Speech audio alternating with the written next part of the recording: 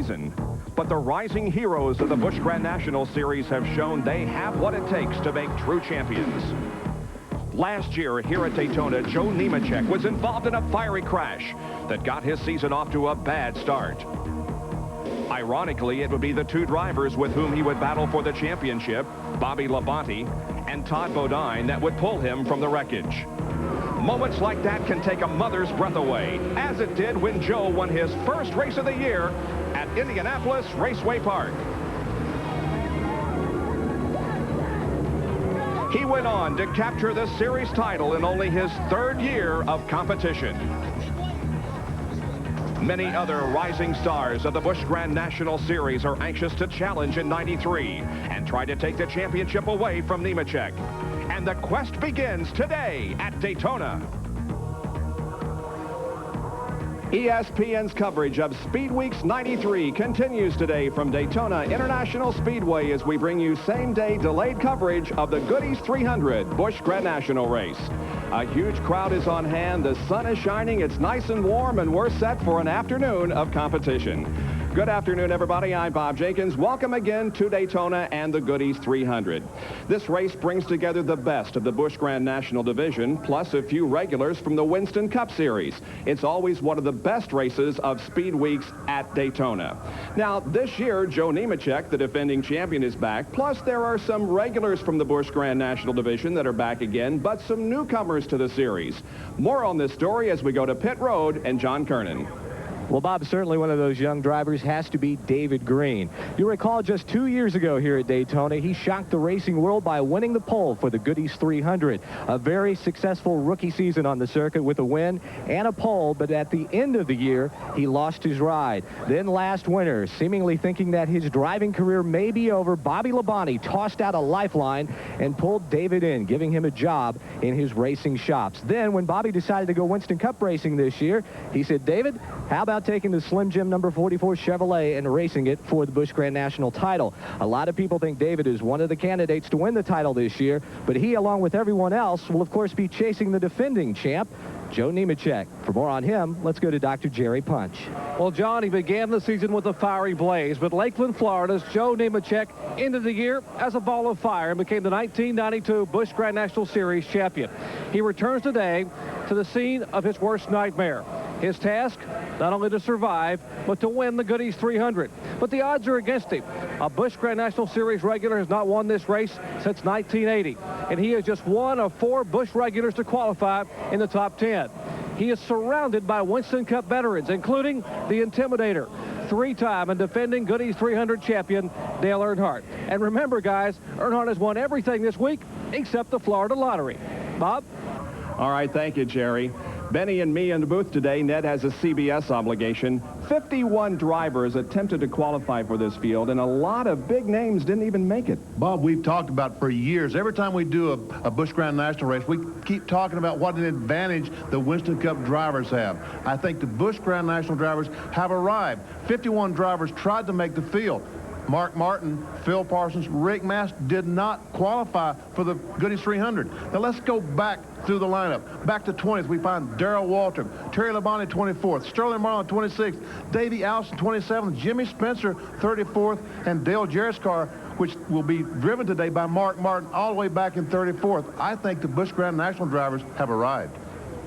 Well, certainly the crowd has arrived here, and also Pete Sutton has arrived. He's down on the line and ready to give the command to get this event underway. Goody's headquarters at Daytona International Speedway are proud to welcome Pete and Betty Sutton to the Goody's 300. Mr. Sutton is the vice president of Winn-Dixie Stores, and he has the most important words in auto racing. Mr. Pete Sutton. Drivers, start your engines.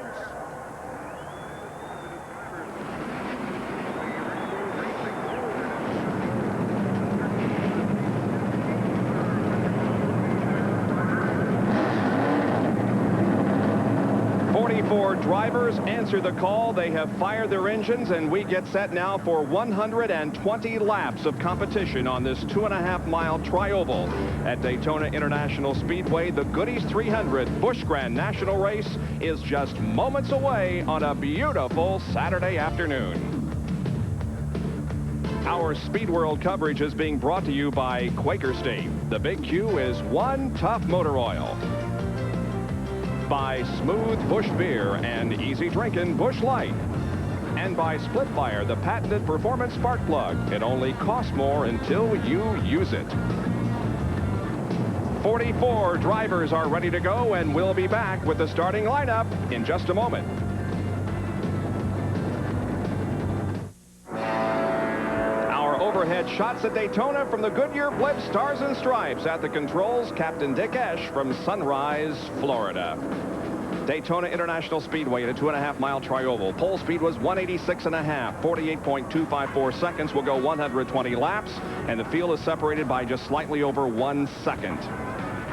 Daytona International Speedway, constructed back in 1959. The banking in turns 1 and 2 at 31 degrees. The backstretch is 3,600 feet in length. Banked at 6 degrees. Turns 3 and 4 also at 31 degrees. And then when they come into the tri-oval, which is 2,400 feet in length, the banking is 18 degrees. Now let's take a look at the starting lineup for the 35th running of the Goody's 300. Ken Schrader is on the pole with a 186.513. Jeff Burton alongside in the number 8, Baby Ruth Ford. Second row, Joe Nemechek, defending series champion, the Dentine Chevy number 87. Then Michael Waltrip in the number 30 Pennzoil Pontiac. Third row, Dale Earnhardt, GM Goodwrench Chevy number 3. And Robert Presley in the Alliance Chevy number 59. The fourth row, Dawsonville, Georgia's Budweiser Ford car, driven by Bill Elliott and David Green in the 44 Slim Jim Chevrolet. The fifth row, Joe Ruttman on the inside, Ernie Irvin to the outside. The sixth row, Tom Peck on the inside in 11th starting position, and then Butch Miller. Going to row number 7, it's Tim Fedewa in number 55 and Rodney Combs in number 1. The eighth row, Bobby Dotter in 08 and Harry Gant in number 7. The ninth row has Larry Pearson returning to competition in number 92. The 10th row, Richard Lassiter, number 5, and Darrell Waltrip in 17. And as you look at the rest of the starting lineup, we have had a situation which will jumble the starting lineup because 9 cars and drivers qualified on Hoosier tires. And earlier today, Hoosier, in the interest of safety and fairness of competition, decided that they would withdraw, and so the 9 cars that qualified on the Hoosier start at the rear of the pack. The green flag is out. The Goody's 300 is underway. That's Kenny Schrader on the pole, the blue and white car on the right side. That's Jeff Burton, the white car on the left.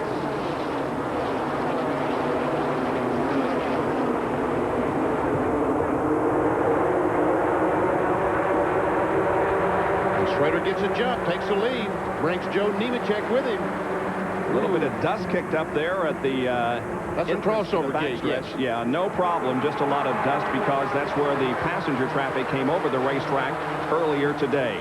Cars battling side by side, but the first 3 are in single file formation. That is Kenny Schrader, Nemechek, and Dale Earnhardt as they come off of corner number 4 and about ready to complete lap number 1. Schrader is showing the way.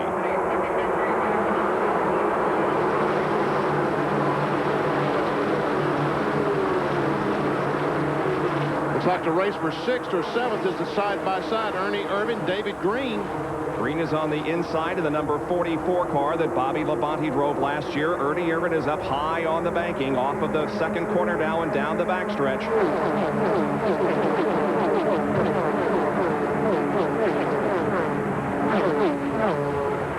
Irvin grabbed the 7th position. There's Harry Gant in number 7 beginning to make a move. Bill Elliott is on the low side of the racetrack, and the number 19 car on the high side is driven by Tom Peck.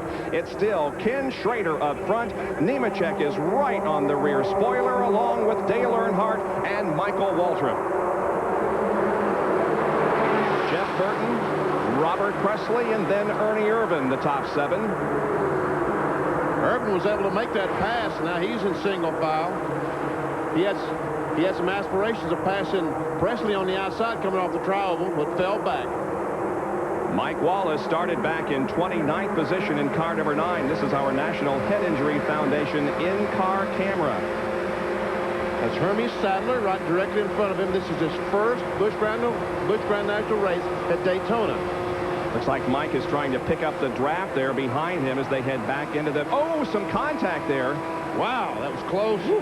And our other in-car camera, the Winn-Dixie in-car camera, being driven by Mark Martin. Benny told you, Mark himself did not make the field, so he took over the car that was previously qualified by Dale Jarrett, brought the sponsorship along with him, and Mark Martin is moving up through the field. Jerry Punch has a comment. Actually, Bob, it was pretty difficult for Mark to be able to work it out, but they wanted to because the Winn-Dixie sponsorship for Mark did not get in the field on his Ford, and so they decided to put it on Dale Jarrett's car, who qualified the car with no sponsorship. So, Food Line is Dale Jarrett's sponsor, Winn-Dixie is Mark's sponsor. Shell is Dale Jarrett's sponsor, it's Valvoline for Mark. Chevrolet for Jarrett, Ford for Mark. But they said, we'll work it out. Mark, you drive the car. Let's win the Goodies 300. Cooperation is the name of the game to get into the field. Martin making a strong move there on the bottom of the racetrack, moves up along and past Richard Lassiter, and a car is in the pits already. That's the 16 car driven by Jeff Green. They're looking at the right rear tire like he might have a flat. The car, the chassis is probably either real loose, real tight, one or the other, trying to figure out if they have a flat tire. That's Joe Nemechek in number 87, followed by Ernie Irvin and then Harry Gant. And Nemechek has fallen back to fourth spot. Right? Yep. Michael Walter was able to get by him, and here goes Ernie. Ernie Irvin goes inside, headed for turn number 3, and passes Joe Nemechek and takes over 4th position. Harry Gant now looking to follow Ernie on the low side of the racetrack. Up front, it is Schrader, Earnhardt, and Michael Waltrip. The car of Harry Gant is sponsored by Black Flag, one of those insect sprays. Robert Presley teams up with Harry Gant there on the low side of Nemechek. Gant and Nemechek are side by side as they come off the corner onto the backstretch. Nemechek is holding on the outside, but now Harry pulls about a half a car length ahead as he's got Presley behind him, and Nemechek up on the high side has Jeff Burton in the Baby Ruth car. That Baby Ruth car last year driven by Jeff Gordon, he moved up to Winston Cup, and they moved the sponsorship over to the Phil Martasi team with Jeff Burton. 6 laps are about to be completed with Ken Schrader having led all the way so far. Earnhardt is second, followed by Michael Waltrip. We're at Daytona International Speedway. Ken Schrader, Dale Earnhardt, Michael Waltrip, Ernie Irvin, and Joe Nemechek are the first 5 after 6 of 120 laps. With us today, continuing a 68-year tradition of appearances at major sporting events, the Goodyear Blimp Stars and Stripes, and that's where our overhead shots are coming from. It is still the same running order as it was when we left you. Ken Schrader, followed very closely by Dale Earnhardt and Michael Waltrip. And those 3 have sort of separated themselves from the rest of the field. Back to 4th is Ernie Irvin, and now that Irvin is hooked up in a draft with about 4 other cars, they should be catching this lead trio. I think these fellows right now, Bob, are being patient. They're just sitting in line so that they don't have to race, but with these 3 cars, if they start passing each other, they're going to let the field catch them, and now all of a sudden they're going to have to race 10 or 15 cars. They'll probably stay in line until the first pit stop. It's a long way, 300 miles, 120 laps, and so you got to pace yourself in this kind of an event. You don't want to wear the car out in the first 100 or 200 miles. AC Delco, the sponsor, on Schrader's car, the leader. First 4 drivers, of course, just getting in some track time today. Their real big event is the Daytona 500 by STP, which goes tomorrow. And now, as you can see, Ernie Irvin and the 3 drivers behind him have all caught up to the lead trio, making it 7 cars nose to tail down the backstretch. You see, they're averaging 185 miles per hour, and they qualified at 186 miles an hour. So they're racing at about qualifying speed.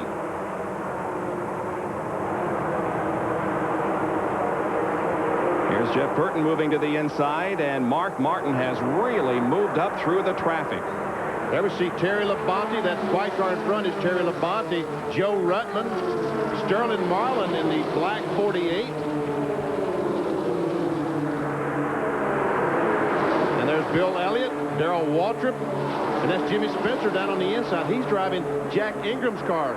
You fans will remember Iron Jack Ingram out of Asheville, North Carolina. The winningest driver in Grand National competition. Bill Elliott may have a problem. Is that what I'm hearing, Jerry? He has radioed to his pits, Bob, and said he might have a right rear tire going down. Elliott, apparently, they think he has a tire going down. He's radioed the crew here on pit road, getting set possibly for him to make a quick dash in the pits. An early unscheduled pit stop for Elliott. He's running back in 12th right now. He was 10th, so he's dropped off a couple of positions as Darrell Waltrip moves a 17 car to his inside and tries to pick up that spot. Jimmy Spencer is in the car right behind the two. Meanwhile, back up front. We got a new leader. Dale Earnhardt, the Goodwrench Chevrolet, has taken over. He brought Michael Waltrip and Ernie Irvin with him. Meanwhile, Kenny Schrader's back in fourth. Yeah, Schrader led the first 9 laps, and then this is what happened at the end of the backstretch as Earnhardt moved inside. He just blew right by, and Schrader backed off the gas a little bit and let him go. And now Schrader falls from first to fourth. 3 cars up right now are Earnhardt, Michael Waltrip, and Ernie Irvin. I tell you what, they look to me like they're running a little bit faster with Earnhardt in the lead. Remember how we had 7 cars nose to tail? Now we just got 3 cars. And Schrader, he may be losing ground on this lead threesome. Yeah, he doesn't have anybody to draft with, and so those front 3 are probably going to put even more racetrack between themselves and Schrader back in 4th spot. Earnhardt looking for his 4th straight win of this event. He's won this race 5 times since this series began in 1982, and he's looking for 4 wins in a row. He's won the last 3. I'll tell you what, his car is looking awfully strong. Of course, he's won about everything he's been in this week. He has won everything he's been in. That's right. He's been in the Busch.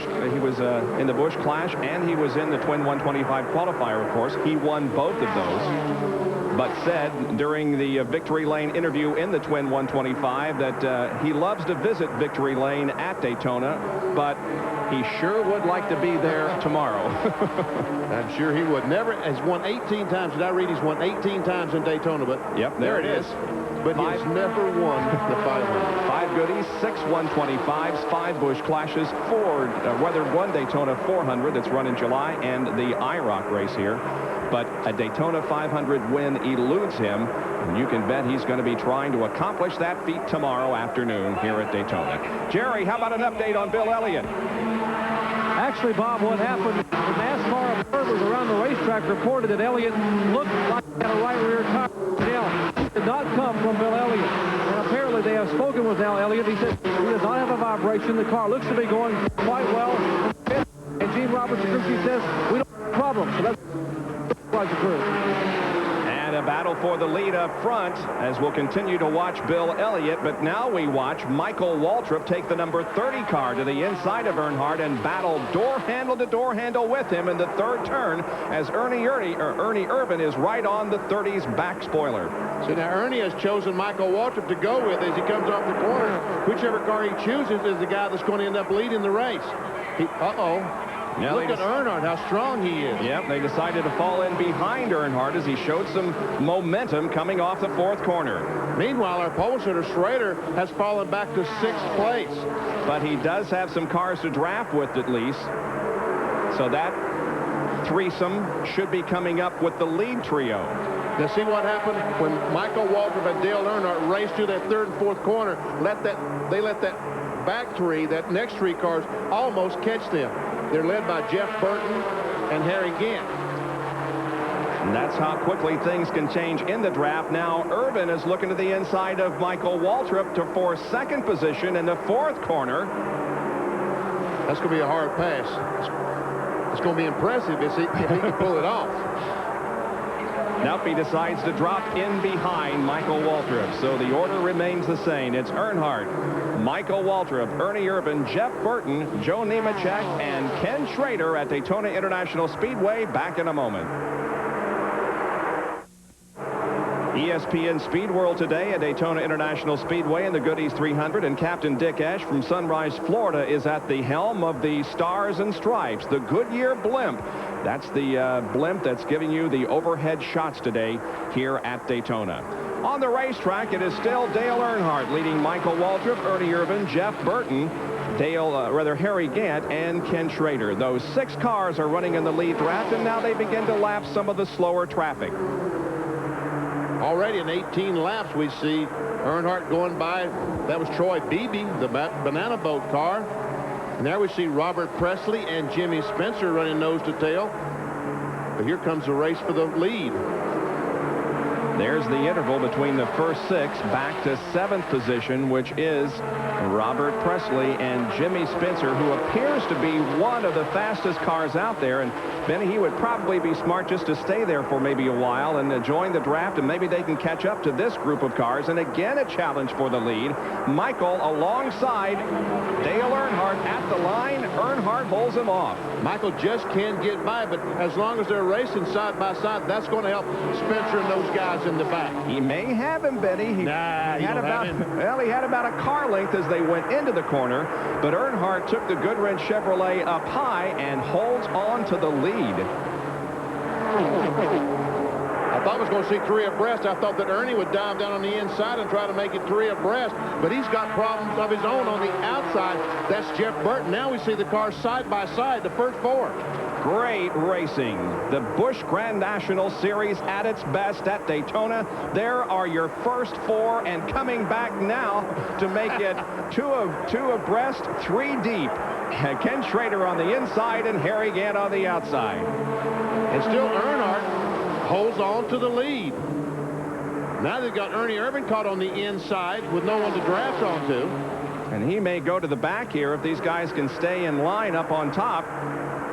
Ernie is about to lose 3rd position. That's Jeff Burton in the number 8 Baby Ruth Ford on the outside, but Ernie battles back.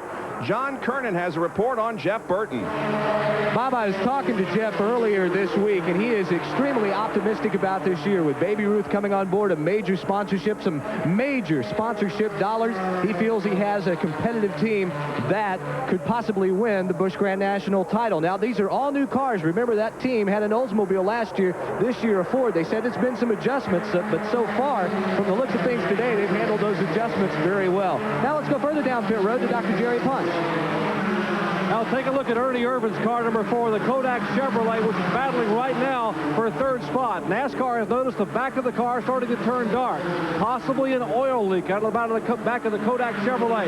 The rear bumper area starting to get a little bit more black. They're up here talking to the Kodak crew and watching that car very, very closely. Bob? Well, he's fallen back to 5th spot, and now here comes Schrader in the 52, hoping to take over 5th and put Ernie all the way back to 6th position. I don't notice it, Benny, but obviously the NASCAR observers have spotted something there on the back end of Ernie's car. Meanwhile, up front, it's still Earnhardt and Michael Waltrip.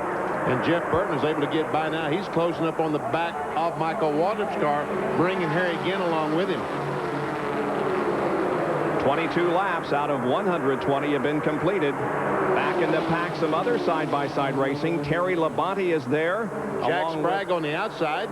That is Larry Pearson in the 92, the black and yellow car.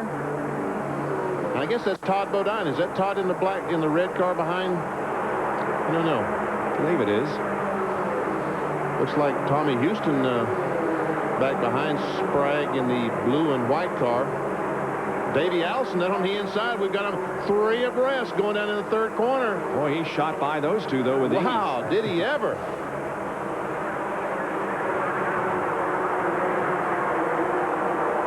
Look at Davey, how he just pulled away from these guys. Yeah, Davey. That's Tracy Leslie there in that red car behind Larry Pearson. And Davey is up to 21st, but boy, with moves like that, he'll be up front before long. The white car directly behind Davey is Jim Bound. That's Chuck Bound's younger brother.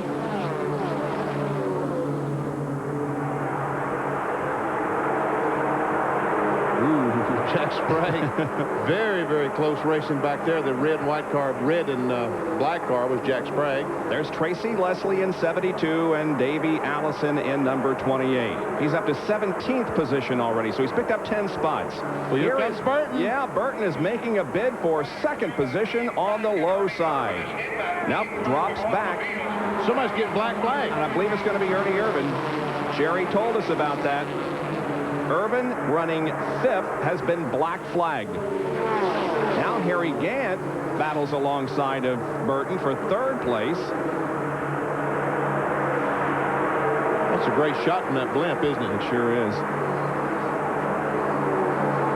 So Harry has to fall back behind Jeff Burton. There's the top 5 cars. Ken Schrader has fallen well off the draft. Let's see if Ernie will heed that black flag and come in now to get the car checked over. Yes, he is. He's putting on the brakes and entering the pits. After being black flagged, Ernie Irvan is coming in, and Jerry is there. Well, Jay Smith and the rest of the Kodak crew, Larry McClure and some of the Winston Cup regulars who pit him on Sunday are also here on pit road. Apparently, they're saying he is getting some oil out of the breather tank in the rear of the car. And they come back and they will raise the trunk of the car. They're going to try to tie some cloths, some rags around the breather part of the oil tank in the rear of the car. They had the trunk up. They will top it off in fuel, costing Ernie some valuable time. He was being shown in the top 5. They put the trunk lid down. Ernie revs the engine, and he pulls away. Ernie Irvan back out onto the racetrack, but he has lost all of that momentum he had built up running in the top 5. It's Earnhardt, Waltrip, Burton, Gant, and Schrader. Back in a moment.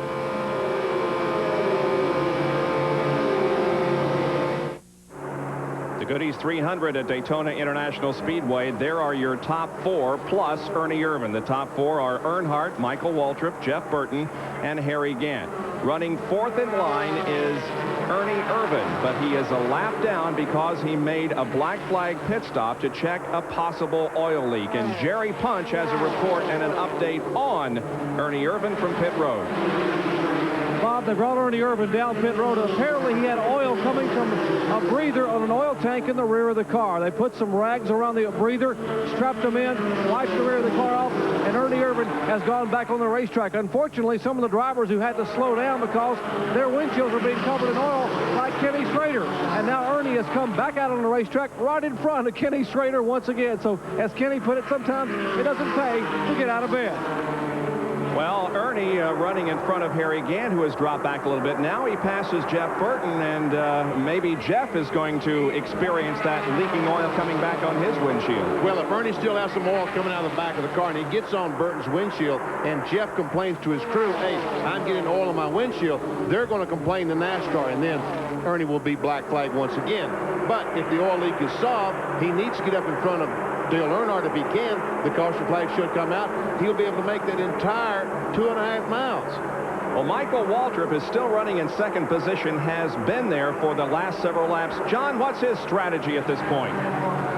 Well, Bob, I tell you, I wouldn't expect Michael to pull out of that draft. I think he's going to tuck in behind Earnhardt and follow him as long as he can. They're thinking that they can conserve fuel that way, and if we continue under green flag conditions, they're not planning on pitting, but only one time for fuel, and that would be after the halfway point of lap 60.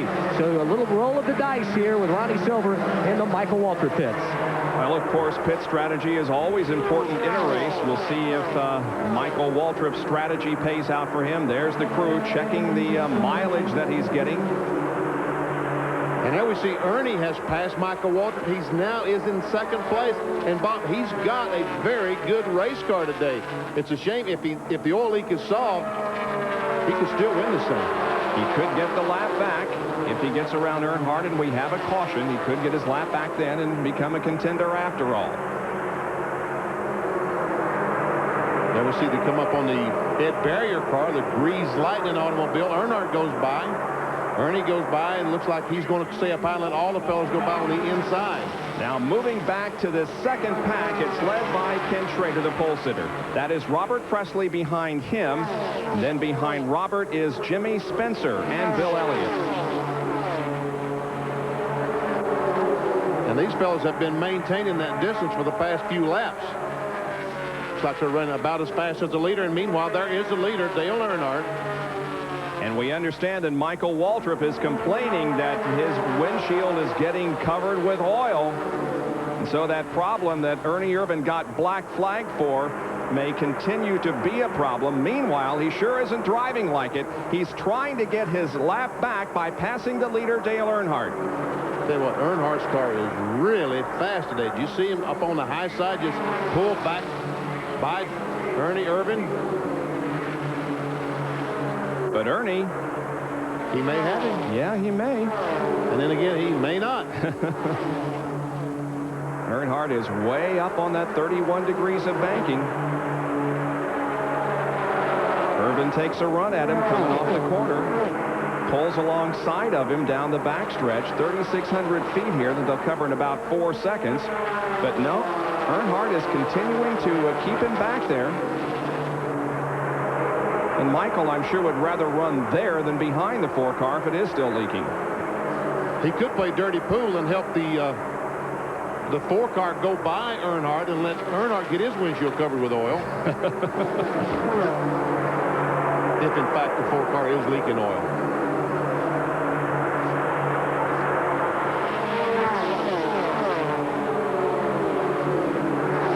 Very evenly matched, Bob, wouldn't you say, all these cars?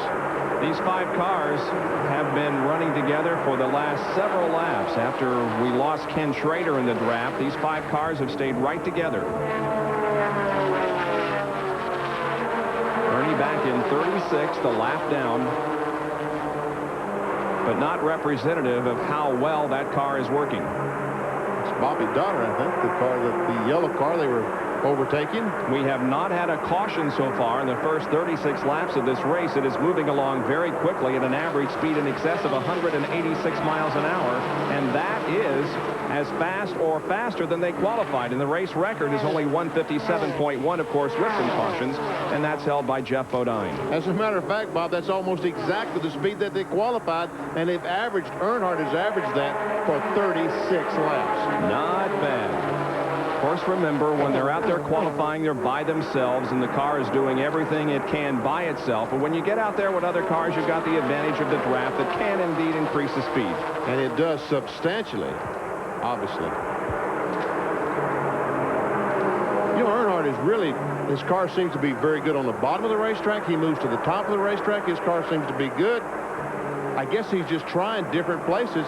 Well, that's 2 identical cars almost, isn't it? Yeah. That's Randy McDonald on the inside. That's Goodrich of Canada, I think. Yep, this race had 20 states represented, plus the province of Ontario in Canada. That Randy McDonald. The 87 car of Joe Nemechek, the defending champion of this series, has fallen back to 24th position, well out of the draft. So Joe Nemechek is not having very good luck here in the first race of 1993. Well, Joe Nemechek, you would think, has a rather small operation for his Busch Grand National effort. Not so. Here is a track fact.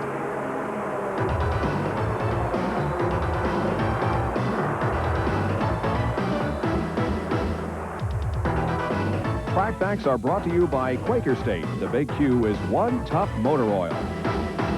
We're in Joe Nemechek's shop. He's a 1992 Busch Grand National champion, and race cars every place. 1, 2, 3, 4, 5, 6, 8 race cars, Joe, and we've only got about 3,000 square feet. How do you move around in here? Benny, we had to face that problem. We didn't have a large area of room for all of our race cars, so what we had to do, we came up with a caster mount system on these cars. We weld a lightweight piece of metal to the frame that the caster actually slides into. You put 4 casters on the car, and you can push them around. You can do anything you want to do with the cars. Well, you just touched that car and it started rolling. Let me try this. Let me try. Hey, look at this. Hey, that's nice, Joe. It solved the problem. Well, Nemechek has some problems here today because, as we said, he has fallen back to 24th spot. 40 laps completed in the Goody's 300.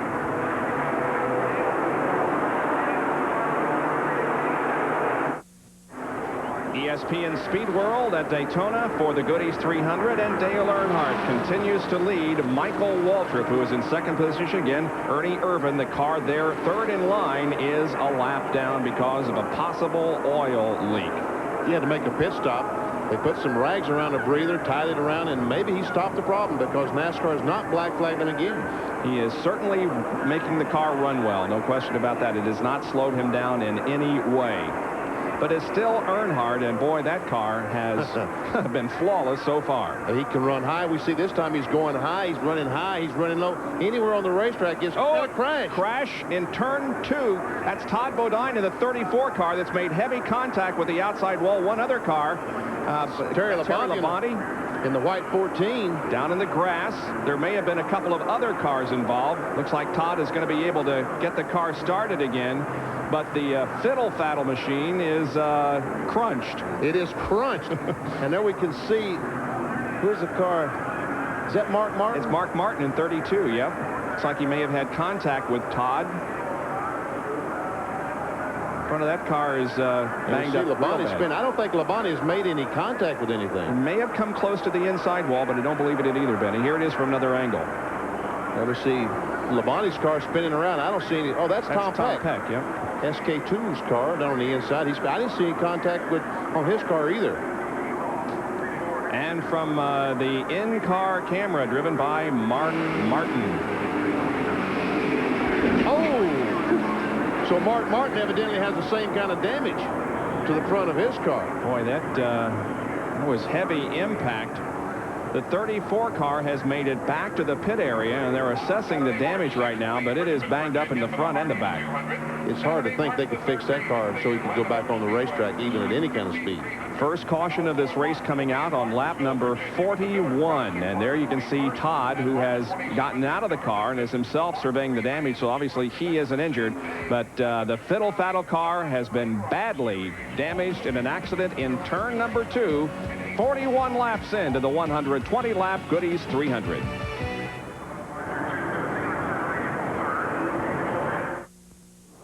We'll go back to green shortly from our first caution period of the day, caused by an accident out in turn number 2. And here is Jerry Punch with Todd Bodine.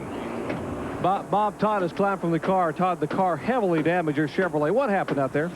Well, Darrell got caught out of the draft going into one, and I eased up a little bit. Was going to let him back up in line, and I don't know if Chuck got in the back of me or just the air got me or whatever, just a racing deal. And I tried to keep it straight, but it just wanted to come around. It's a shame for this Fiddle-Faddle Chevrolet, new sponsor in Fiddle-Faddle, and you know, we just wanted to finish. We haven't finished this race yet since I've been racing.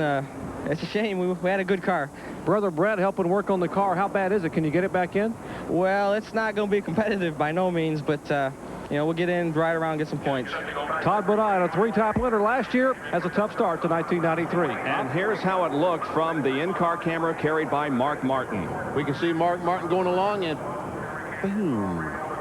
We haven't seen the nose of his car, but I guarantee you it looks like the front end of the 34 car. Yeah, he drove the car into the garage area, so they're working on it there. Meanwhile, the green flag has come out. We are back to racing, and Michael Waltrip beat Dale Earnhardt out of the pit area.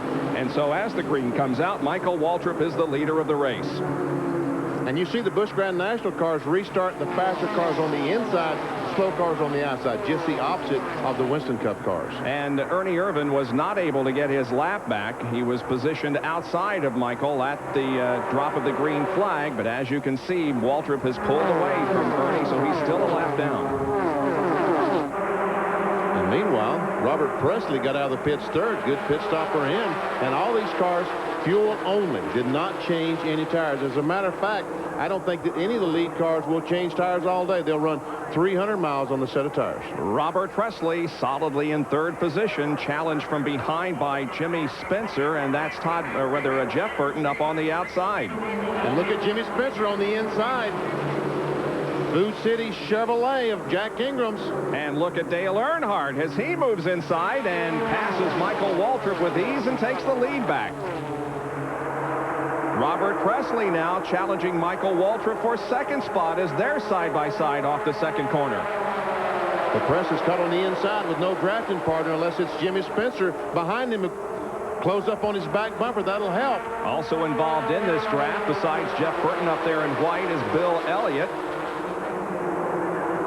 Ooh, Spencer almost lost control of that car going in the third corner. That thing slid way up the banking on him and almost bumped Jeff Burton. Man, well, Jimmy Spencer with an impressive performance, and here's more from John Kernan. Guys, it's extremely impressive that Jimmy's out there right now. A couple of weeks ago, they didn't even know that they were going to be down here at Daytona. He's running 6 to 8 Busch Grand National races for Jack Ingram this year. A couple of weeks ago, they said, yeah, why not? Let's go to Daytona. So they put it all together. Jimmy says that they got everything clicking this week. He says his main problem today may be patience. He knows he has to be there at the end in order to win the race. So look for some big things out of Jimmy Spencer today.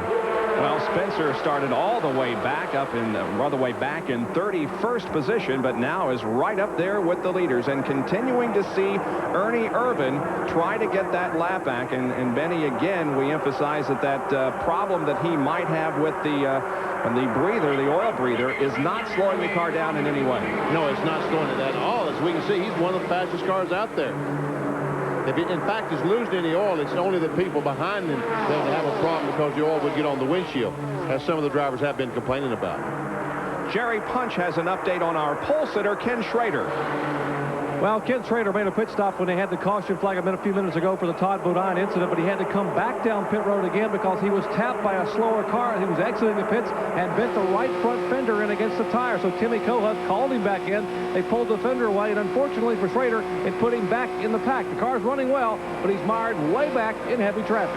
Yeah, he restarted in 28th position and has picked up a few spots since that time, but it's a long way up to the front. This is the National Head Injury Foundation in-car camera being carried by Mike Wallace, and that, of course, is Schrader in the AC Delco car right in front of him. The one car of Rodney Combs is to the right of Mike Wallace. Bob, you touched on at the beginning of the show, the one car, Rodney Combs, was one of 9 that qualified on Hoosier tires. Well, Hoosier decided for the sake of safety, they would withdraw their tires. He had to change to Goodyear tires and start at the rear of the field, and I'm sure he's having problems getting his car adjusted to the Goodyear tires.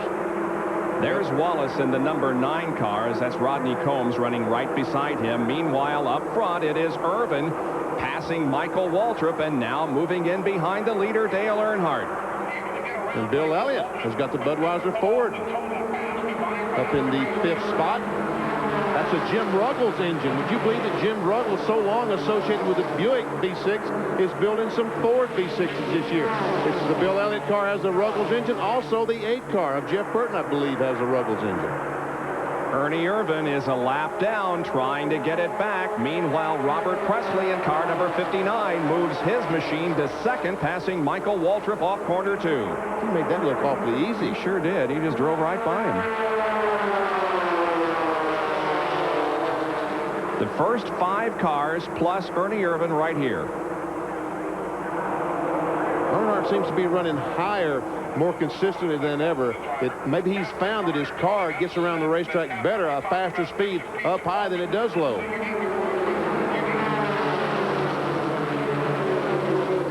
We're so accustomed to seeing that black Goodrich car on the bottom of the racetrack right on the white line. It's just so unusual. See, like that. Like that, but down in 3 and 4, he's running the top. There's a field summary for you. Watch for your favorite driver and see where he is running at the end of 50 laps here at Daytona in the 120-lap Goody's 300 Busch Grand National race. There's the 22 car being driven by Jeff Berry, which is very slow down the backstretch, and we understand he did make contact with the wall, but no caution on the racetrack at the moment. We'll show you the field summary. There it's complete, and now we'll replay what happened to Berry. He's going through the tri-oval to start-finish line, pulling up on the outside of Shauna Robinson, and Shauna doesn't realize he's there, comes up the hill, a little bit of contact, and puts Berry in the outside retaining wall. Berry did a nice job of saving the car, though, and not spinning to the inside, which would have caused a very serious problem. And now he brings the car on to pit road. Jeff Berry, car number 22. He's a driver from Norwich, Connecticut. On the racetrack, it's still Earnhardt, your leader. Now, look, this time he's on the bottom of 3 and 4. You think he doesn't have these guys confused behind him? And already they put a couple of car links on Robert Presley. He and Ernie Irvan, I'm talking about, Earnhardt and Irvan.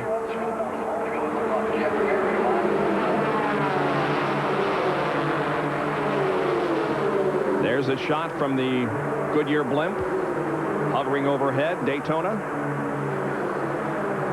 Look at Irvan's car go up to the top of the racetrack, but Earnhardt staying right on the white line. And you see the shorter distance that time, he was able to put, what is that, 2 car links on Irvan's car, just strictly by using a shorter distance around the corner.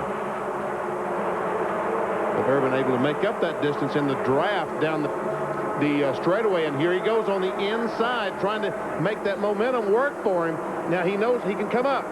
if his spotter tells him he can come up now, the spotter tells him he moves up. Ernie Irvan gets himself back on the lead lap. He's in 32nd position, but he wants a caution right now. He wants a piece of debris on the racetrack that would cause a caution and allow him to get back into a competitive situation here at Daytona. You're watching the Goodies 300 from Daytona. 54 laps completed. Earnhardt is the leader. Back after this.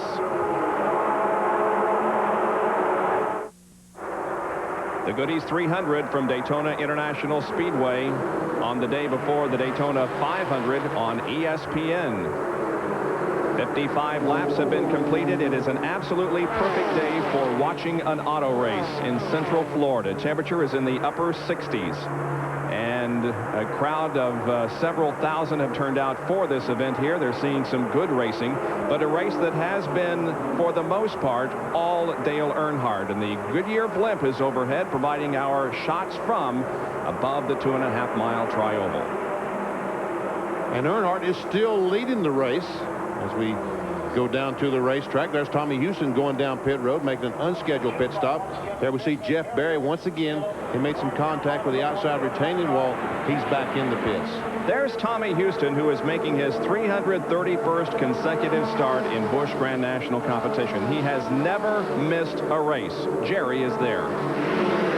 Tommy has brought the Roses Stores Ford Thunderbird to a stop on pit road, Bob, and he radioed a minute ago to his son Scott, who's the crew chief on that car, that the engine was beginning to tighten up a little bit. So the car came by us, did not appear to be running that poorly, or not missing at all. Don Miller out of Golden Shamrock, who is the engine builder, has asked to shut the motor off. They're going to push it back up pit road and pull it behind the wall and work on it. We'll try to get a comment if we can from Tommy. Well, the Hickory, North Carolina driver started back in 32nd position, and they'll take the car behind the wall to see if they can find the problem. Now, leading this group of 6 cars, Ernie Irvan, but he is not the leader of the race. He has gotten back on the lead lap, however. Earnhardt continues to lead. It's Waltrip, Presley, Burton, and Elliott trailing. And Michael Waltrip has taken over that second spot since we last seen the leaders. Well, you have to feel like that Robert Presley is going to be in a challenge for the Busch Grand National Championship this year. Of course, Earnhardt and Michael Waltrip will not be challengers for the championship because they will not run enough races to be eligible for the championship. They'll, of course, run only Grand National races when their schedule allows in Winston Cup. But Presley and Burton certainly can be contenders for the championship this year. Meanwhile, we see Davey Allison back right at the end of the picture. He's up, has moved up, bringing Jimmy Spencer with him. Well, it's been a good run for Allison. He started 27th and now is all the way up to 6th position. And Jimmy Spencer started back in about 31st spot. So these guys hooked up, and here goes Spencer down on the inside. He's trying to take that spot away from Davey.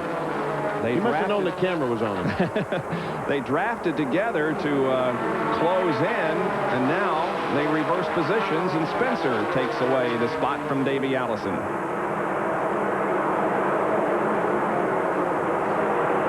Trying to figure out who those cars are behind. That's, I guess, Larry Pearson. Rutman. Joe Rutman and Larry Pearson? No. Sterling that's Marlin. Sterling Marlin, the Capio car. Capio car. That's iced, what is it, cappuccino? Did I say that right? Yep. Very good. Spencer, Allison, Rutman, and Marlin.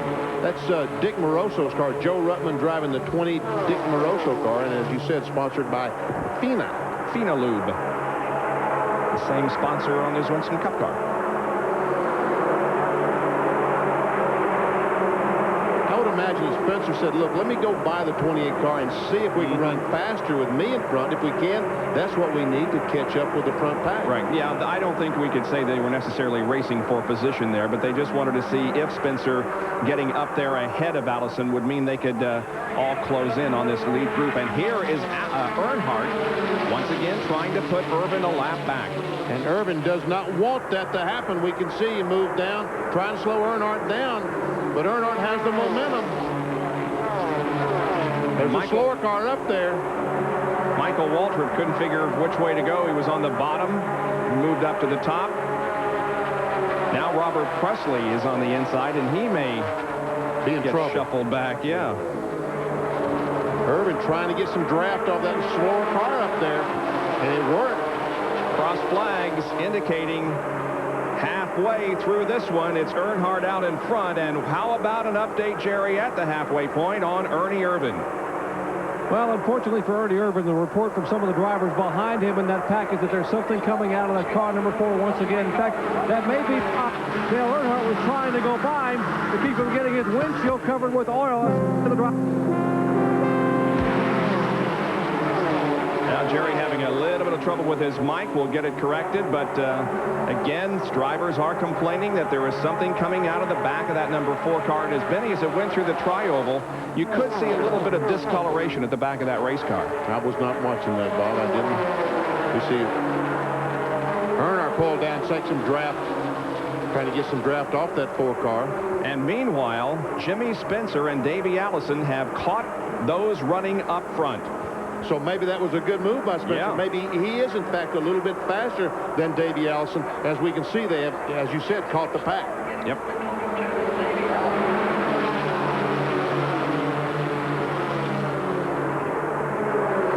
Seven cars are in the lead draft. Actually, there are 8 cars in the lead draft, Ernie Irvin included. Here's some side-by-side competition in back of the lead group. Butch Miller on the inside. And I think it's Kenny Schrader up on the outside. So Schrader is making some progress. If that in fact was Schrader, because he started back in about 30th spot. Butch Miller was the top Hoosier qualifier in 12th, but when Hoosier pulled out of this race earlier today before the event started, and Miller and the other 8 drivers that did qualify on Hoosiers had to change to Goodyear, they had to go to the back of the pack. The black flag is being shown to Ernie Irvin, and he's going to have to come in again. And here goes Spencer on the inside of Presley, and also Bill Elliott. He's already passed Elliott. He's trying to pass Spencer. Boy, just some great racing here up front in the Goodies 300. Elliott falls back. Davey Allison almost could pull up, but he can't now. Elliott takes a spot back. Robert Presley didn't lay over and play dead, did he? He sure didn't. He battled right back. Now, Bill Elliott is right on his rear spoiler. As Spencer is going to drop back up in line because of the slower cars at the bottom of the track, and those slower cars include Ernie Irvin, who is heating the black flag and coming in. That was a spotter. That was a good spotter at work, telling Spencer they're slowing down in front of you. You need to move up. Boy, how important a spotter is. A race driver only has limited visibility, especially in a racetrack this size, and his eyes out there over the whole 2.5-mile track is the spotter working up high. Oh, crash down in turn 1. Big crash in turn number 1. There are about 5, maybe 6, could be even 7 Davey cars. Allison? Well, I don't know. I believe it could involve Spencer, Allison, and others, including Joe Ruttman. Yeah, there's Davey. The Mac Tools car. Man, look at the nose on that car. It's all beat up. Looks like Todd Bodine's. Yeah. Some of those who were in the lead draft have crashed, and here it is again. There we see, that was Presley. Robert Presley and Spencer made some contact. Davey runs in the side of Presley's car. Joe Ruttman spinning up the banking. Yes. And the other car back here is who? I don't know. Beside Davey. Might be Sterling Marlin. Then I don't know. We shouldn't say that. Well, anyway, here's Davey Allison with smoke pouring out of the front of that car. The sheet metal is bent back on the tire. He is limping toward the pit area at the bottom of the racetrack. Robert Presley has already brought his Alliance Chevy down pit road, and so several of those who were running up in the lead draft and certainly in contention for a win here this afternoon have had their chances set back because of a multi-car tangle out in turn number 2. We'll be back with more from Daytona after these messages. A long parade of cars down pit road as pit stops are being made during our second caution of the afternoon, brought about by a multi-car accident out in turn number 2. Here comes Dale Earnhardt, Michael Waltrip, also Jeff Burton, Bill Elliott, Harry Gant, and others in for service. Jerry Punch is in the Dale Earnhardt pit.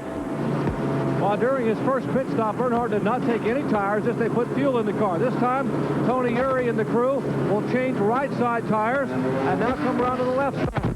Remember, this car only allows 4 tires, 1 tire per position, so they will use all 4 of these tires to start pit on this stop. Just about to complete the pit stop. Good work again by the GM Goodwrench crew. Earnhardt down on all 4 wheels and rolling once again. Now, I think under NASCAR rules, that's all the tires that he can change. They can change 1 tire per position. So he has to finish the race on the 4 tires he has on there.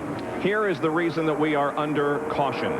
It happened just behind the front 3. Now that is Earnhardt and Michael Waltrip, but behind them, this breaks out. Robert Presley in the black car, Jimmy Spencer in the 10, the Burgundy 10, seemed to make some contact going in the corner. They go up and hit the wall and basically blocked the racetrack, Bob, so there was no place for Davey Allison, Sterling Marlin. He was in the crash, the 48 car. Joe Ruttman, all those guys. Bill Elliott, he must have made some contact too, because yes, he did make contact. Yeah. See the damage on the right front of his car. Sure. And Oh, the left side. front. Yeah, the side of the car is badly damaged too. Not badly damaged, but showing some wrinkles. But Elliott takes the Budweiser Ford back out onto the racetrack.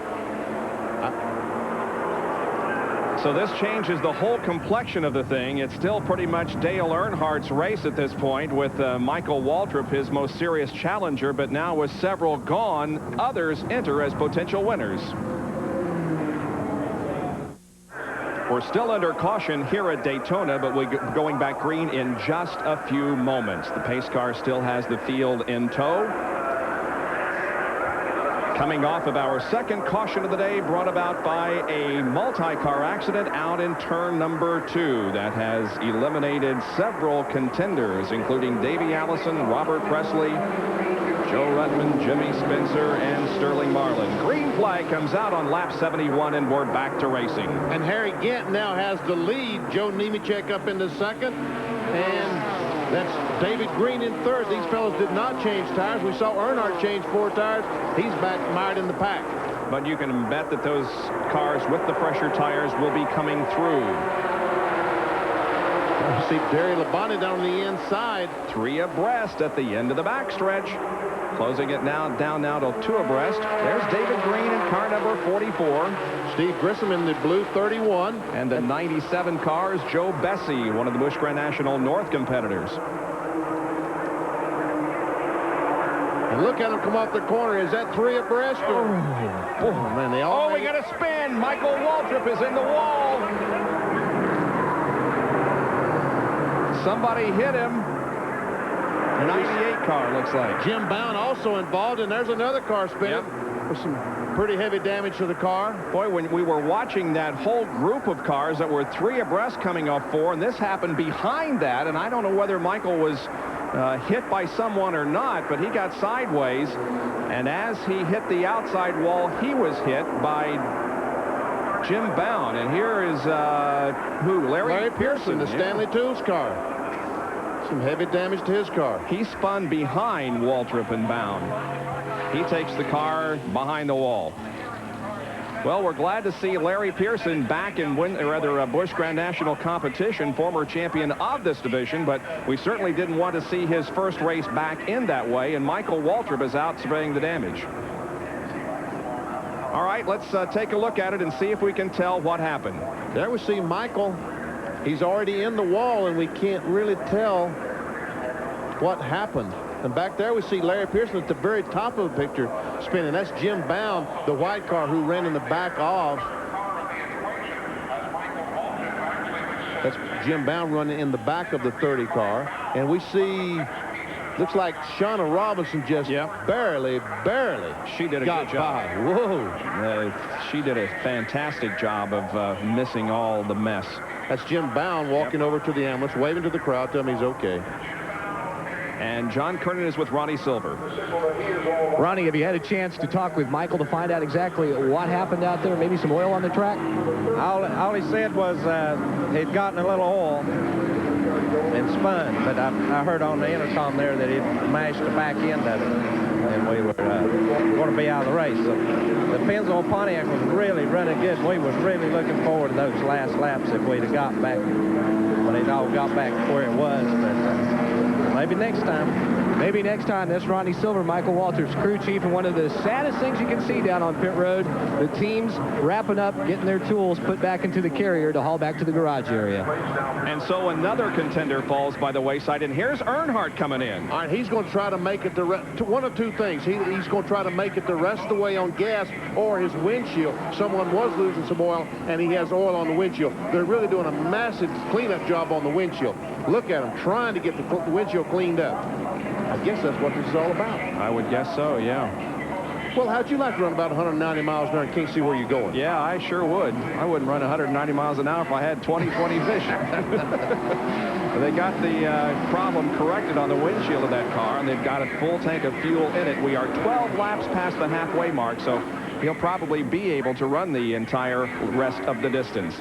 We'll take another break and be back with more of our coverage of the Goodies 300, part of Speed Weeks 93 at Daytona International Speedway.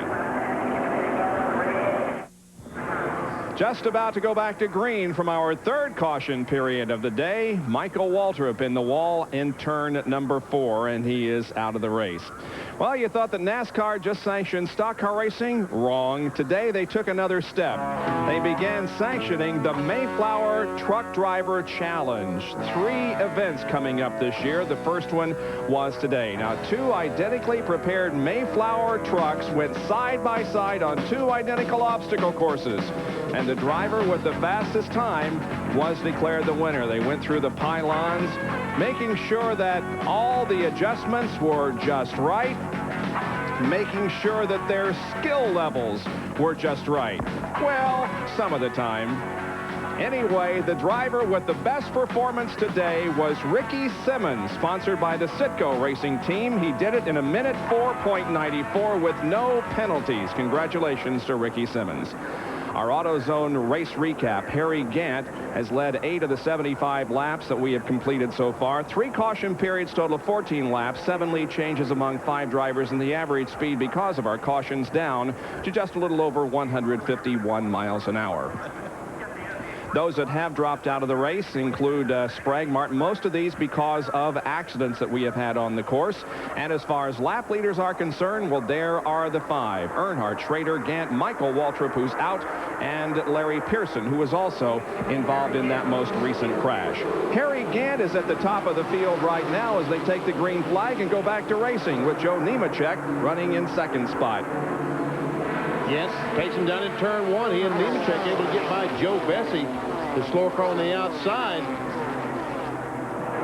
Benny, that truckers challenge, those truckers probably going to have their hands full getting some of these damaged cars back to wherever they belong. But that's get them on the back of the trucks, get them loaded up, because some of the wheels, I'm sure, are not going to want to go straight.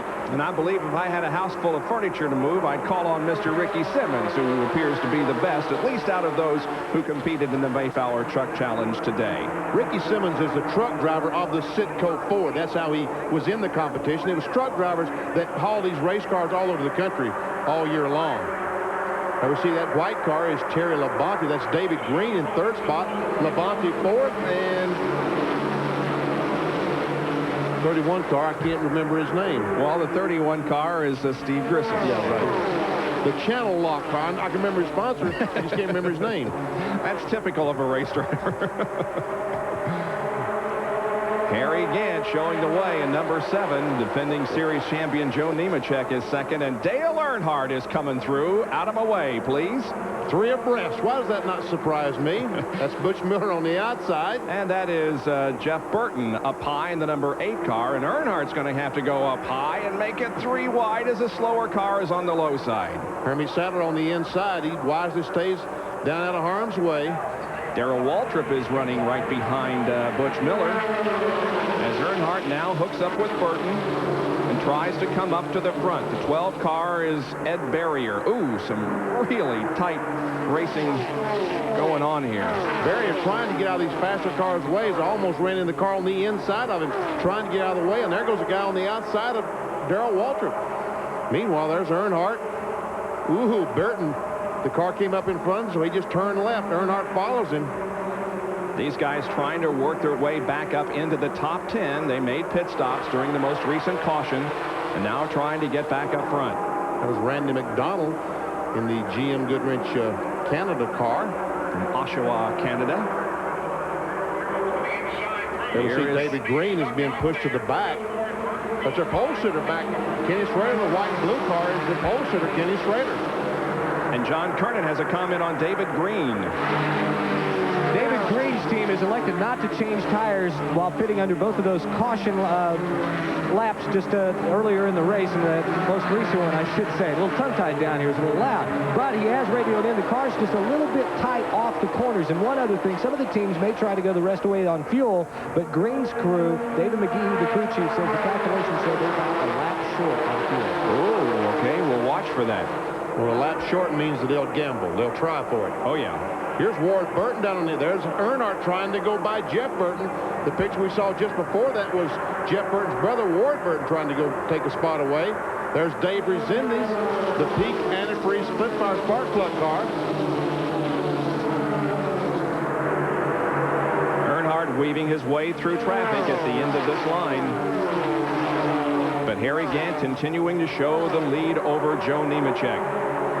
Tell you what, if Nemechek would just get right up on his back bumper and draft close, these guys might be able to pull up. Yeah, I think they could. Pull away as we see Ward Burton has now moved that Hardy's automobile up into third spot. Well, he's a lap down. Yes, he is. He's back in 27th. And Bill Elliott, by the way, for you Elliott fans, has pulled the Budweiser 4 behind the wall. Nemechek this year sponsored by Dentine. The 52 car of Schrader is third, fourth in line there. Burton is a lap down. Then comes Labonte, Green, Grissom. I'll tell you what, that Jeff Burton and Earnhardt are going to the front. They just went by Tracy Leslie, the Detroit gasket car. Tracy was the 6th place car. Jeff Burton, without question, one of the rising stars of this division. And there they go by Grissom. I remembered his name that time. Now they're going by Green in 44. David Green. Earnhardt ran with the Ward Burton in this competition last year. Now he's hooked up with Jeff, drafting to the front.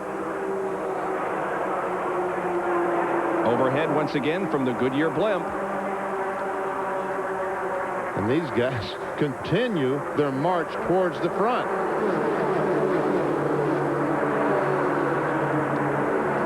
And they have fresh tires on.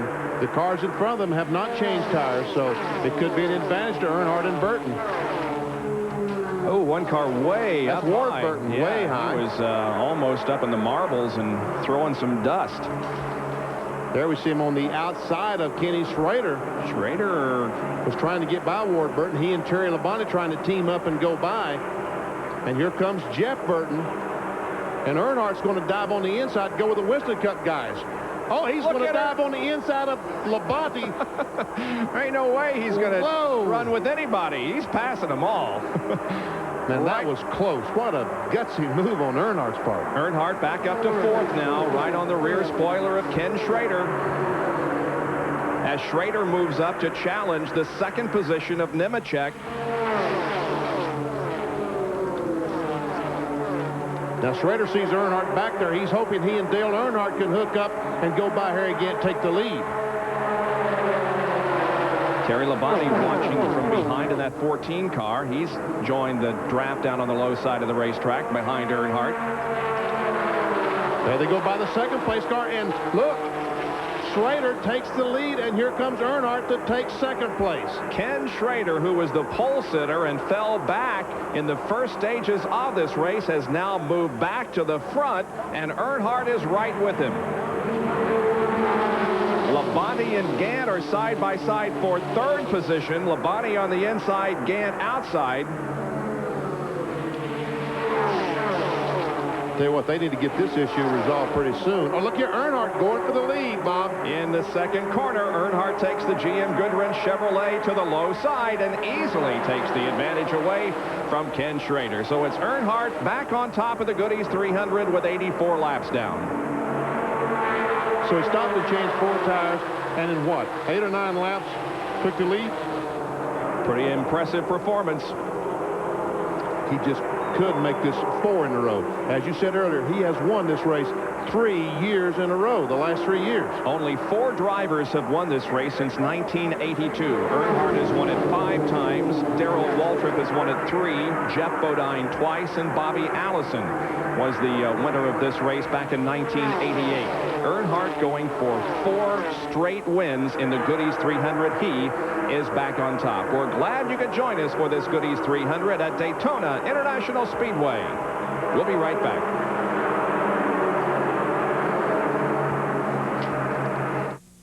High overhead, near the glistening sun, is the Goodyear blimp, which today continues a 68-year tradition of appearances at major sporting events, the Stars and Stripes. So, Benny, not only is the blimp about your size, but it's almost as old as you are. Bob, I'm not... That thing, well, I'm not nearly that big. Just all I put on a few pounds over the winter. Yeah, few. Dale Earnhardt leads the Goodies 300. Ken Schrader is in second position. He is third in line here. Second behind Earnhardt is the lapped car of Ward Burton, the Hardee's machine car number 2. Here he comes out on the inside, takes a look, but can't make the pass. Now, Benny, he's one of the 9 drivers that qualified on Hoosier tires. We told you earlier that Hoosier withdrew earlier today before the race began, putting all of those that qualified on Hoosiers on Goodyears and starting them at the back of the field. So he's probably been adjusting his car all day, and now he's finally got the thing somewhere close to right.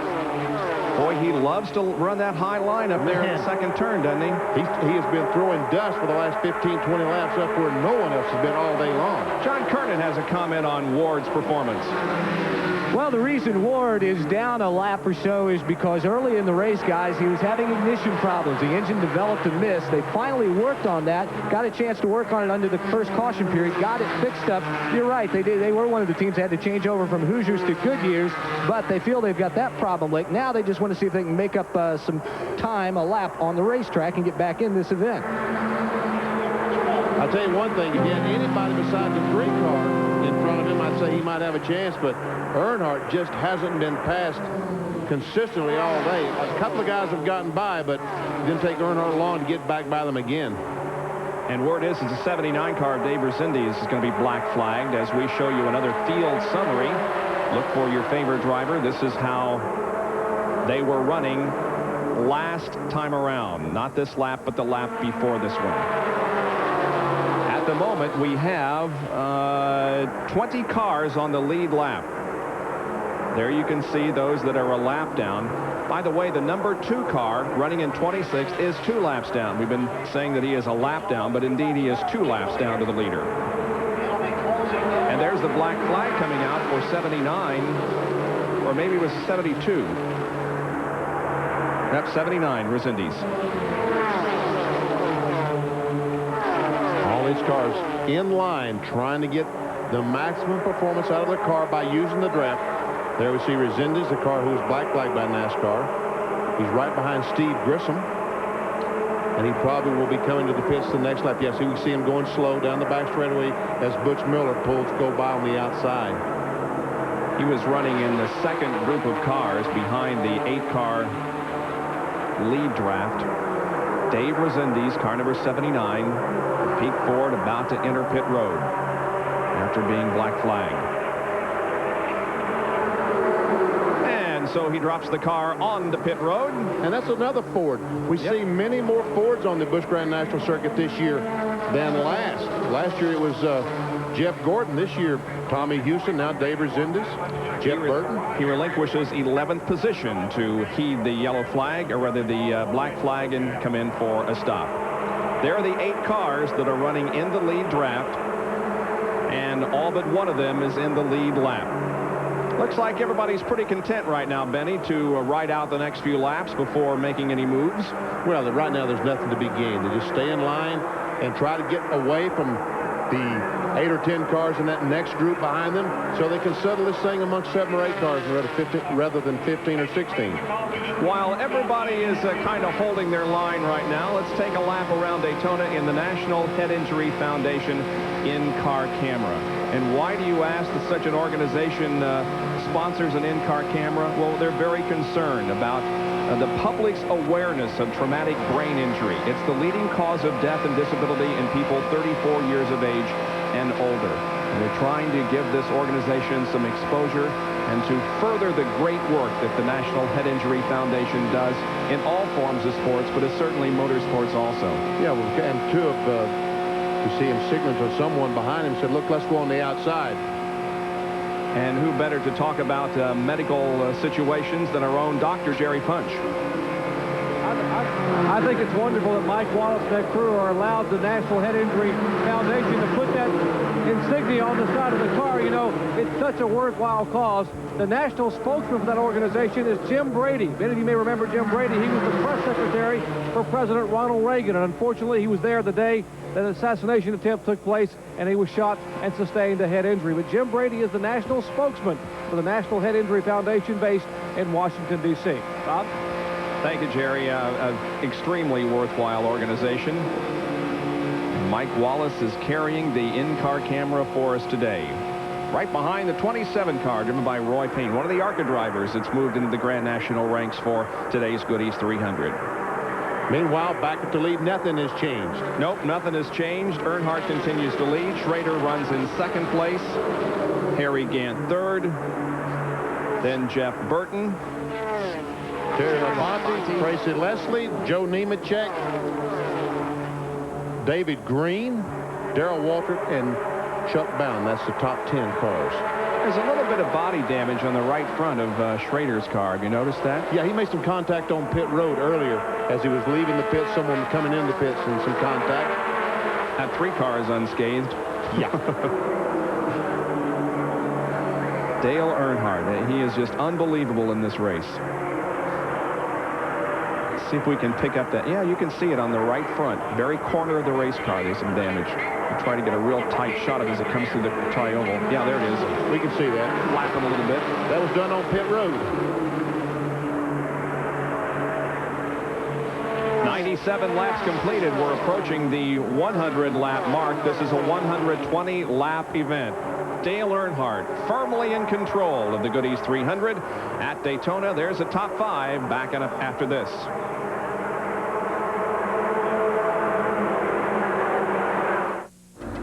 Back at Daytona International Speedway, and we will have one more Speed Week coming up from this location from here at Daytona tomorrow at 8 o'clock in the evening as we wrap up Speed Weeks 93 with the winner of the Daytona 500 by STP. Speed Week tomorrow at 8 o'clock Eastern Time.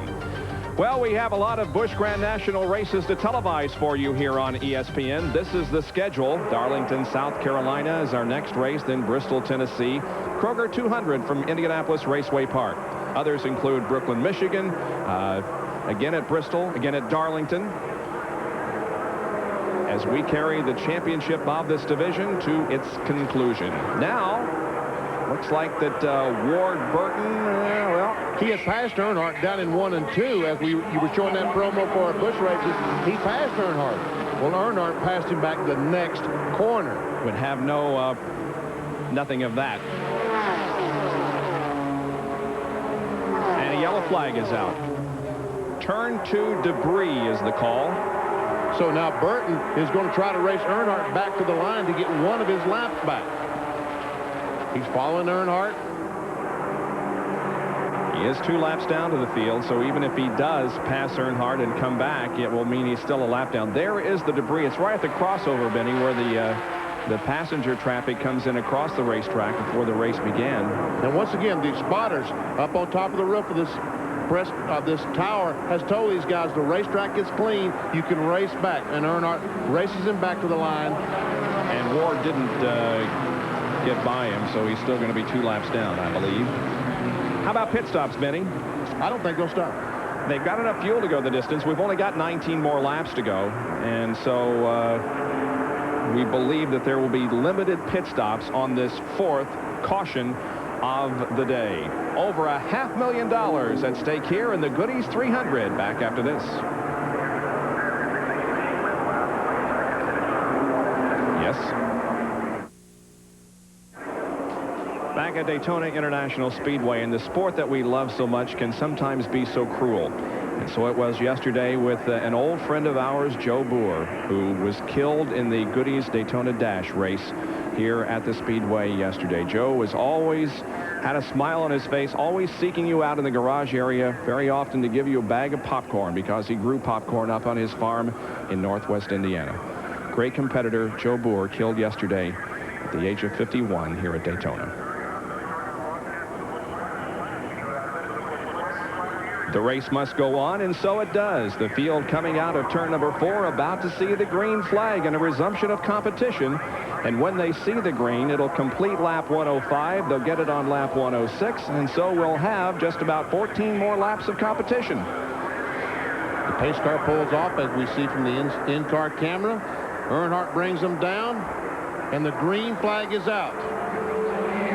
Ken Schrader, Harry Gant, Terry Labonte, Jeff Burton, and Tracy Leslie are lined up behind the leader, Earnhardt. And there's Darrell Waltrip trying to make a run with that Western Auto Chevrolet. As the green comes out, 18 cars are still on the lead lap. That is Ward Burton, 2 laps down, way up high on the track, as he is so often in the second corner. Now the first 3 have broken away. Here comes Darrell Waltrip. It's time to go. Joe Bessie, Hermie Sadler, 3 abreast. Here comes David Green following Darrell. The time has come to step on the gas and see if you can get to the front and win this Goody's 300 and give Dale Earnhardt some competition. Darrell Waltrip is in a position that he has been in so many times. He's played it cool. He's been close to the front, but never in a real competitive situation. But now we may see Darrell Waltrip making a move. We see Ward Burton right in front of Tracy Leslie. First 4 cars, though, Benny, have separated themselves from everybody else. They sure have. The only Busch Grand National driver is Jeff Burton. Meanwhile, this is a race for 5th we're watching. There's Waltrip mired in this pack. That's Randy McDonald on the inside, the Canadian. David Green in 44. Hermie Sadler in the yellow car up high. That's Nemechek beside Sadler now in the Dentine Chevy. It is Earnhardt, Schrader, Gant, and Burton. The first 4 cars. It's Terry Labonte. I said it was Burton, but I misled you. You're right. Yep. So they're all 4 Winston Cup drivers, the first 4 positions. Burton is back in 6th.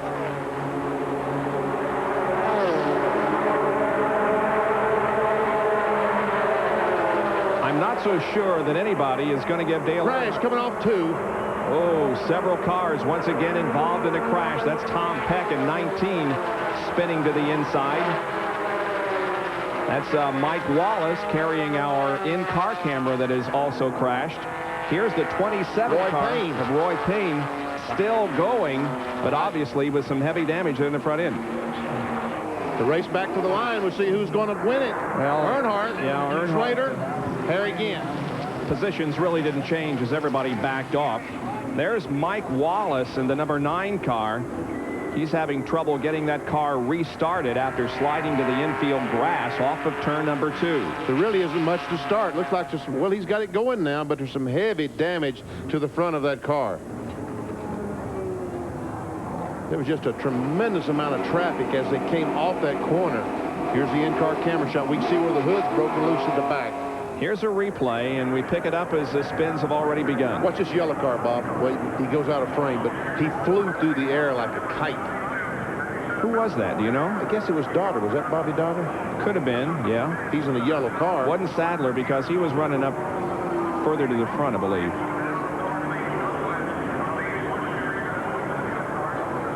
Or was it Fedowa in 55? It could have been Tim Fedowa in 55, yes. Well, here's the in-car from Mike Wallace's perspective.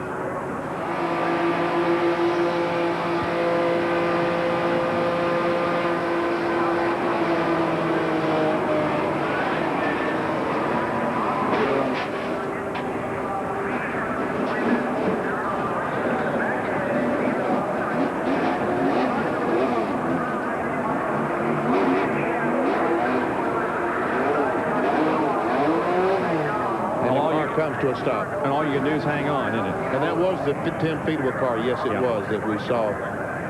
There's a 27 of Roy Payne has made it back to the pit area, and they're trying to get that car back for the last few laps.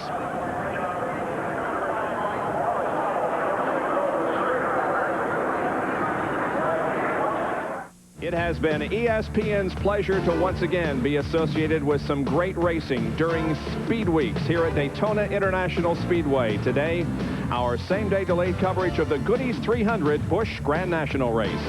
And our Speed World coverage is being brought to you by Goodyear, #1 in tires. And by Valvoline. People who know use Valvoline. 5 caution periods have interrupted this race. We are about to go green from the most recent. And we should have, 8 laps to go when the green flag comes out. And Dale Earnhardt is looking strong for his 4th consecutive victory in this event. Yeah, if you want to bet about 2 or 3 cents, I'll take the black 3. I think I'll pass on that. But you never know. You know, Schrader is there, so is Gant, and so is Labonte. The first 4 are Winston Cup drivers, and Tracy Leslie is the best among the BGN regulars, and 5th then comes Jeff Burton. We know that Schrader has some speed because his car was a pole winner. Yep. Is he going to be able to do anything with Earnhardt? Only time will tell, and we're running out of that. Last year, Dale led 101 laps of this 120-lap event, and he's going to come close to that, but not break that this year. The green comes out. Here we go with the last 8 laps. That completed lap 112. Here's Darrell on the inside trying to go by some of the cars in front of him. Jerry Punch has a comment on Darrell Waltrip. Guys, you know, why jettison the good thing? There are 2 cars in the field today that have been to victory lane in the Goody's 300. One of them, Darrell Waltrip, is driving. It's the car he won with in 1989, back when that car was a Monte Carlo, and Dale Earnhardt's car. The last 2 years, the same race car, the same engine. Tony Ure took it home, covered it up, said, we're going back to Daytona in 1 year, and they brought it back. Boy, how many years do you think he can keep doing that? Just take it home and cover it up and bring it out every year and win this race? I don't know. We see Walter trying to get by Tracy Leslie. Tracy fights back on the outside, and here comes Jeff Burton. He's going to challenge Darrell on the outside. And there's Earnhardt still leading. Still leading the mostly single-file formation down through the trioval and into turn number 1, with Schrader, Gant, and Labonte not too far behind. 4 cars in the lead draft, and then a little bit of separation back to 5th.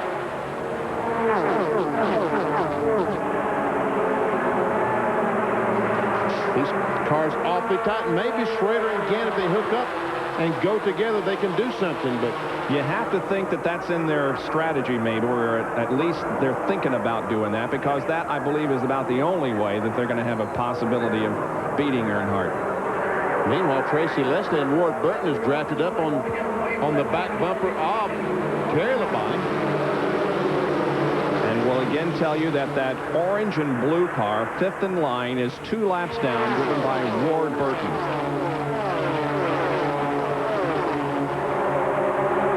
6 cars nose to tail off corner 2 down the back stretch with less than 6 to go now. They're all trying to figure out, Bob, what can I do to win? We know that Earnhardt is strong. Schrader says, what can I do that will trick Earnhardt into giving Harry and I a lane to go through? Earnhardt's running high. He's running high. He'll probably run high until the last lap, and then he'll run low. 115 complete, 5 to go.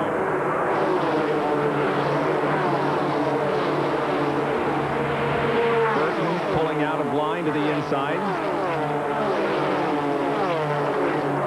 That's Labonte up on the top, and the white number 14 running 4th. And then here comes Tracy Leslie, has had a fine race today. I was going to say, that's what Ward Burton needs to do, is move over, let those guys go by, and let all the guys on the lead lap fight it out for the position. Tracy Leslie started 21st. And now Burton is dropping back and letting him go. Nice move. He's 2 laps down, and there's only 4 laps to go now, so he can't win. He's going to let the guys that can win decide it.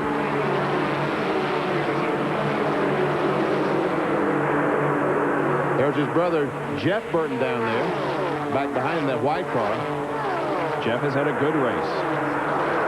Started second and is running 6th. Doesn't look like Schrader and Harry Gant can get close enough to Earnhardt to do anything with him. Meanwhile, that Terry Labonte car, that white car, the number 14, that's his own car.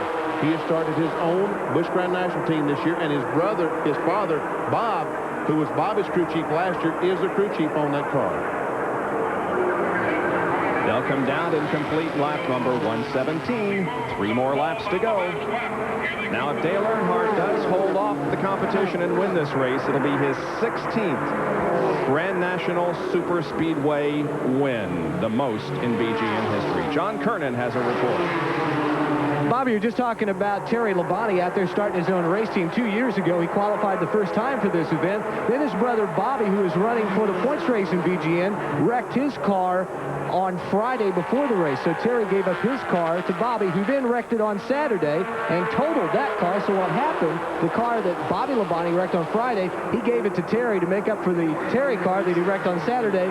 And the one from the Friday wreck 2 years ago is the one that Terry has out there on the racetrack today. Did I explain that okay? Did you get all of that? I think I understand it. You might go over one more time slowly, though. No, well, 2 more laps to go. White flag will come out next time.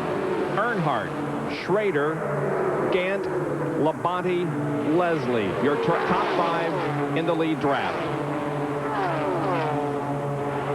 Passing Ricky Craven there, who runs slow on the racetrack. Ricky has not had a very good day.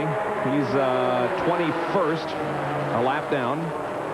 Now he's 2 laps down. Earnhardt just put in that 2nd lap down. Okay, Schrader, you got a lap and a half. Yep. You got it figured out? Look at this. 188 was the last report on speed. That's 1.5 miles an hour faster than they qualified. Here it is, coming down. White flag is being shown. And Harry Gant tried to go to the inside of Schrader. They almost collided. Well, we're going to have to see some movement if Earnhardt is going to lose this race. What is going to happen? Tracy Leslie on the outside. He's the first guy to make a move.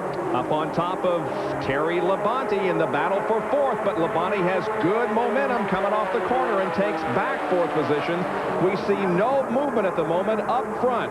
Schrader and Gant are hooked together, but they cannot make a move on Dale Earnhardt. They go into turn number 3, still in single file formation. Gant lets the 7 car slide up the banking just a little bit. Schrader's in the middle of the racetrack. Earnhardt is down low. There will be no movement. Schrader may make a last-ditch effort, but Earnhardt is going to win this race. Schrader is 2nd, Gant 3rd, Labonte 4th, and Tracy Leslie finishes in 5th position.